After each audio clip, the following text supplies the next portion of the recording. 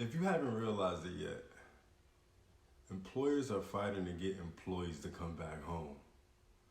Well, not really home, but a home away from home. You know, the office.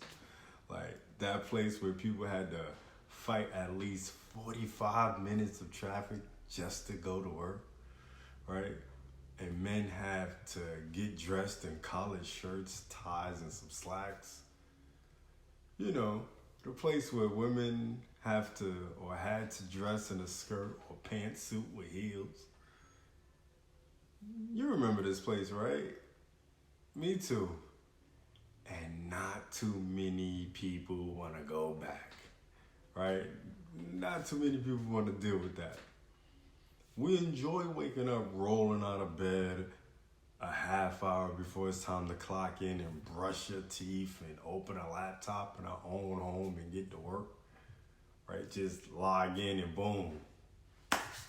You ready, right? There is no better way to make money if you're going to work for someone.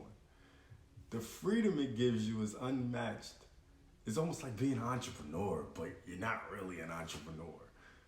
But the problem is employers aren't happy with this. They're not happy with this setup and want more time in the office. They have a plan to get you back in the office, and you're probably not going to like it. But before we get into this plan, allow me to reintroduce my name is myself. Devon. My name is Put in work Burke, the wealth builder himself. And if you love content like this and talking about making more money, saving more money, building a better you and business, then go ahead and subscribe to this channel and like this video. So the plan is, right, to get remote workers back in the office. Basically, they're going to fire you if you don't pick up more days in that office. Simple. I know, right? Great plan. Very simple, very straight to the point. No real like, you know, like little strategic, no strategy or anything like that. It's just straight fire you if you don't come back to the office. A survey from Resume Builder found that 90% of companies will require return to the office this year, 2023. Yep, this year.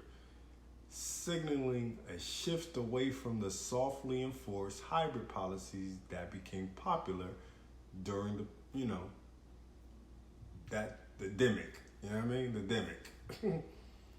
According to a recent Gallup poll, 34% of remote capable workers want to work from home permanently, and just 3% want to work in the office full time.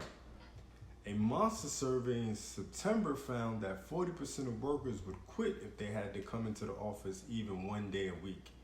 But there's an issue with that. Remote work is getting harder to find. Between February and October 2022, remote job listings fell from 20% to 14% of listings on LinkedIn.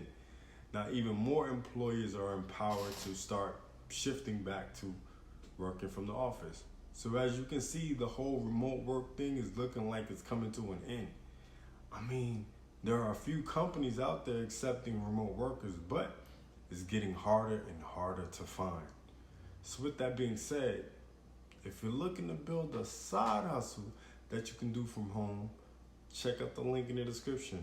We are looking for people that want to help business owners get funding for their company and make life-changing income doing so. So check out the link in the description.